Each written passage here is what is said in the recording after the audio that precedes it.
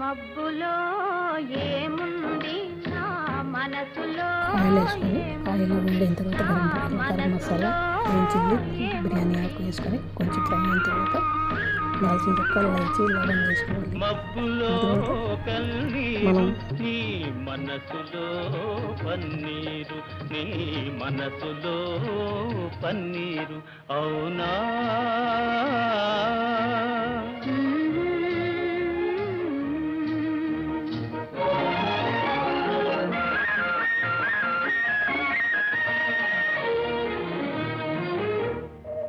తోటలో ఏముంది నా మాటలో ఏముంది, నా మాటలో ఏముంది. తోటలో మల్లియలు నీ మాటలో తేనీరు.